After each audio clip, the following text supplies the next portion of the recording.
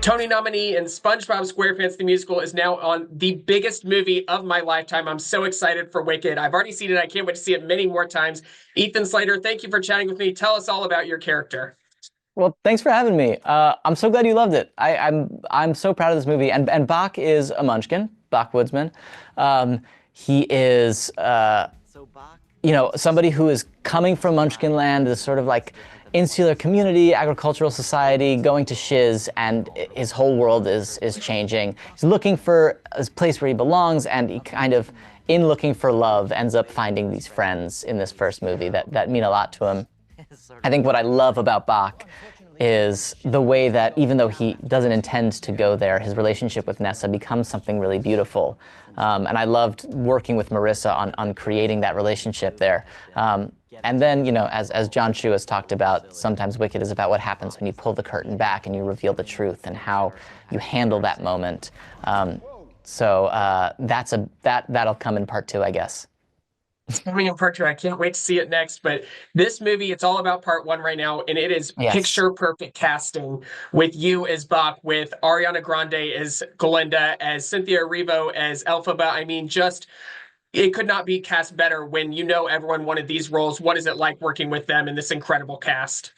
They are unbelievable to work with. They are so generous and collaborative, and they led this cast with like such, I don't know, grace and fun and humility. And I think one of the things that can be sort of intimidating when you go into something and you're like, oh wow, this cast is going to be like Ariana Grande, Cynthia Erivo, Jeff Goldblum, Michelle Yeoh, Jonathan Bailey, and Marissa and I are sort of new to it, but I expected her to be amazing, And then we get there and everybody is just as excited to be there, everyone is so you can't believe that we get to be the ones to make Wicked, and that immediately lowered my stress level. It just made me feel so safe, made me feel like everyone was gonna take care of their characters and take care of each other, and there's no safety net better than a good scene partner. So it was just kind of amazing. You're so right about that. And the reception is absolutely through the roof. Obviously, Wicked diehard fans were going to love it regardless of what it was, but audiences and critics are just over the moon about this movie. That has to be such a sigh of relief, just working on this movie and finally having it released. It is. It's a nice relief, but also I have to say, working on it, I remember I had high expectations. I watched these scenes get made and I was like, wow, Cynthia's unbelievable. Ariana is so incredible. Everyone is so perfect. And John's vision is unbelievable. Alice Brooks's work is every single thing was so exciting. So my expectations were a little higher than I wish they would have been.